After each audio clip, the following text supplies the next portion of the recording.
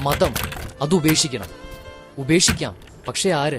ഞാനോ നിങ്ങളോ അതോ നമ്മളോ? നമ്മൾ ഉപേക്ഷിക്കണം. അങ്ങനെ പെട്ടെന്നൊരു ദിവസം മതം ഉപേക്ഷിച്ചാൽ കുഴപ്പമാകില്ലേ? എന്തു കുഴപ്പം? എവിടെയാണ് നമുക്ക് മതം വേണ്ടത്? അതിപ്പോ അങ്ങനെ ചോദിച്ചാൽ എല്ലാത്തിനും മതം വേണ്ടേ? വേണോ? നിർബന്ധമാണോ? ചികിത്സിക്കുന്ന ഡോക്ടർ സ്വന്തം മതക്കാരനാകണമെന്ന് നിർബന്ധമുണ്ടോ? ഇല്ല. ആരായാലും അസുഖം ഭേദമായാൽ മതി. വിശക്കുമ്പോൾ ആഹാരം തരുന്നവർ ഏത് മതക്കാരനാണെന്ന് തിരക്കുമോ? ഇല്ല. വിശപ്പടങ്ങിയാൽ മതി. വിദ്യ നൽകുന്ന ഗുരുവിന്റെ മതം ചോദിക്കുമോ? ഇല്ല. ഏത് മതക്കാരനായാലും അറിവ് പകർന്നു തന്നാൽ മതി. വ്യഭിചരിക്കുന്നവർ പെണ്ണിന്റെയോ ആണിന്റെയോ മതം ചോദിക്കുമോ? ഇല്ല. ആരായാലും മതി. ദാഹിക്കുമ്പോൾ വെള്ളം തരുന്നവരോട് മതം ചോദിക്കുമോ? ഇല്ല. ദാഹമടങ്ങിയാൽ നന്ദി പറയും. വിൽക്കുന്നവർക്കോ വാങ്ങുന്നവർക്കോ മതമുണ്ടോ? ഇല്ല. വിൽക്കുന്നവർക്ക് പണവും വാങ്ങുന്നവർക്ക് വസ്തുവും കിട്ടിയാൽ മതി. രക്തം സ്വീകരിക്കുന്നവർ മതം ചോദിക്കുമോ? ഇല്ല. ജീവൻ രക്ഷപ്പെട്ടാൽ മതി.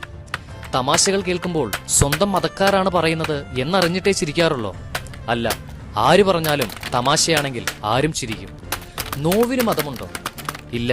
ആർക്ക് നൊന്താലും നോവുന്നവർക്കറിയും. കഴിവുകൾക്ക് മതമുണ്ടോ? ഇല്ല. ആരിലും വന്നു ചേരാം. മത്സരങ്ങൾക്ക് മതമുണ്ടോ? ഇല്ല. വിജയമാണ് എല്ലാവരുടെയും ലക്ഷ്യം. ജനനത്തിനും മരണത്തിനും മതമുണ്ടോ? ഇല്ല. സമയമാകുമ്പോൾ രണ്ടും നടക്കും.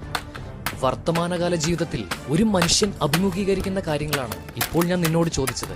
അവിടെ ഒന്നും നിനക്ക് മതത്തിന്റെ മേലങ്കി അണിയേണ്ടി വന്നിട്ടില്ല. പിന്നെ എവിടെയാണ് നിനക്ക് മതം വേണ്ടത്?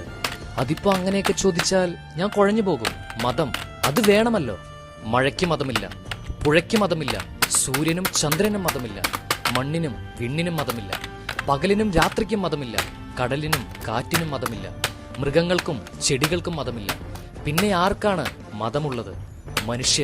മനുഷ്യന് മാത്രമാണ്. വിവരവും തിരിച്ചറിവും സംസ്കാരവും ഉണ്ടെന്ന് അഹങ്കരിക്കുന്ന ചില മനുഷ്യജീവികൾക്ക് മാത്രം.